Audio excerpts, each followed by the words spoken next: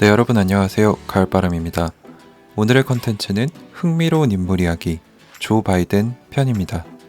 조 바이든은 트럼프 대통령만큼 대한민국에 많이 알려지진 않았지만 2020년 미국 대선의 민주당 대통령 후보인 만큼 중요한 인물로 판단되어 영상을 제작해 보았습니다. 자, 시작해 보겠습니다.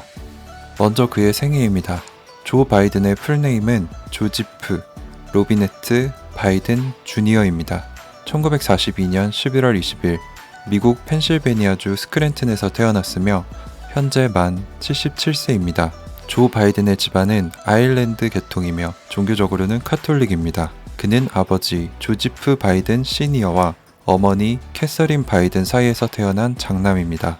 아버지는 본래 부유한 집안이었지만 바이든이 태어났을 무렵에 가세가 기울었으며 1950년대에 불황이 오자 고향 펜실베니아를 떠나 델라웨어주로 이주해 델라웨어 클레이몬트에 있는 가톨릭계 사립학교인 아키메어 아카데미로 진학했습니다. 재학하면서 미식축구를 즐겨했고 인종차별에 반대하는 농성운동에도 참여했습니다. 1961년에는 델라웨어 대학교에 진학했으며 미식축구팀인 델라웨어 파이팅 블루핸즈에서 선수 생활을 했습니다.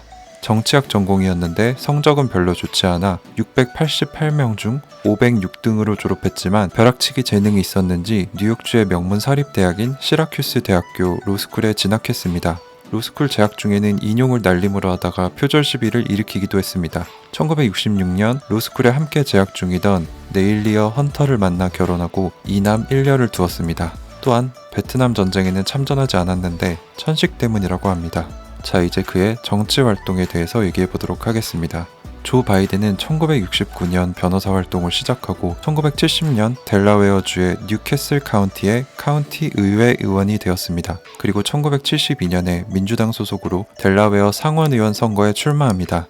그 당시 해당 선거구의 상원의원은 공화당 상원의원인 제이 보그스였는데 그가 정계 은퇴를 고려하자 그의 후계를 두고 공화당에 분열이 생겼고 당시 대통령인 리처드 닉슨까지 보그스에게 한 번 더 출마하라고 설득해 보그스는 재출마합니다. 그러나 당시 이제 갓 30에 가까웠던 바이든은 보그스를 이겼고 미국 역사상 5번째로 어린 상원의원이 되었습니다. 그러나 불행히도 그의 12월 18일에 크리스마스 쇼핑을 하러 차를 끌고 나간 조 바이든의 가족들이 교차로에서 트레일러에 추돌되는 교통사고를 당해 아내 네일리어와 장녀인 나오미가 사망하는 안타까운 일이 일어납니다.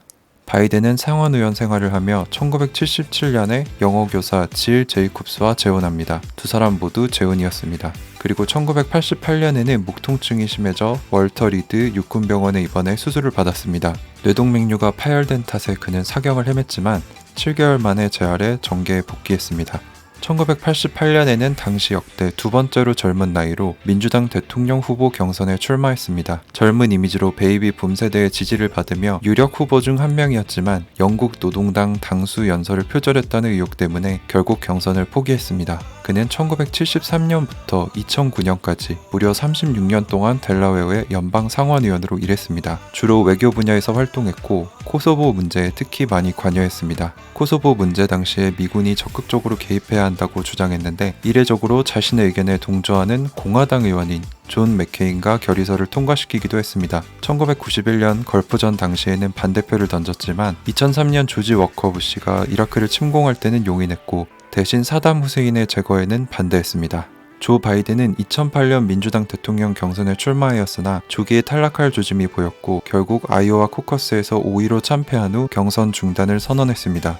하지만 민주당 대통령 후보로 발탁된 버락 오바마는 중도 성향 백인표를 끌어들이기 위해 조 바이든을 부통령 후보로 지명했고 결국 오바마의 승리와 함께 백악관에 입성하게 됩니다. 2009년 오바마 행정부가 출범하고 2008년 세계 금융위기 탈출을 위해 발의한 미국 경기 회복 및 재투자법이 상원에서 초당적 협력을 통해 통과할 수 있도록 부통령 겸 상원의장으로 공화당 의원 3명을 포섭하는 데 성공하면서 조 바이든의 중도적 협상가 이미지가 강화되었습니다. 2012년 오바마는 다시 조 바이든을 부통령 후보로 내세웠고 재선에 성공하였습니다. 2015년 미국 대선 전인 10월 조 바이든 본인은 결정을 하지 않았는데 대선에 출마할 것이라는 소문이 돌았고 워싱턴 DC 현지 시각 2015년 10월 22일 2016년 대선에 출마하지 않겠다고 백악관의 로즈가든에서 공식 발표하였습니다. 그리고 결과적으로 민주당의 대통령 후보 힐러리 클린턴은 공화당 후보인 도널드 트럼프에게 패하면서 2016년 미국 대선은 그렇게 마무리됩니다. 2020년 민주당 내에서 대통령 후보를 선출하기 위한 경선이 진행 중이었으나 조 바이든을 제외한 다른 모든 후보들이 경선을 중단함으로써 4월 8일부로 조 바이든이 최종적으로 민주당 대통령 후보가 되었고 6월 5일 후보 지명에 필요한 대의원 수를 넘기면서 공식적으로 당의 대선 후보가 되었습니다. 그리고 경선이 끝난 8월 11일 조 바이든은 카말라 해리스를 부통령 후보로 지명했습니다. 그리고 현재 2020년 대선에서 Our best days still lie ahead. 더 나은 미래는 여전히 남아있다. 그리고 Build back better. 다시 더 낫게 나아가자 라는 슬로건을 가지고 출마했습니다. 조 바이든의 평가에 대해서 얘기해 보도록 하겠습니다. 조지 W. 부시 행정부 시절 딕 체니가 실세 소리를 들을 정도로 굉장히 많은 대통령 업무에 개입한 데에 비해 조 바이든은 참모로서 부통령 역할을 더 강조하는 편입니다. 다만 외교 안보 분야에서는 생각보다 그의 입김이 강하게 작용했다고 합니다. 아무래도 상원의원 재임 당시 외교위원회에서 활동이 길고 또 상대적으로 돋보였고 2007년부터 외교위원장직을 수행하고 있었다는 것이 주 요인으로 보입니다. 그리고 전체적으로 현대 자유주의적인 중도 좌파 성향을 가지고 있으며 이는 민주당 주류의 입장을 대변하고 있다는 평가를 받고 있습니다.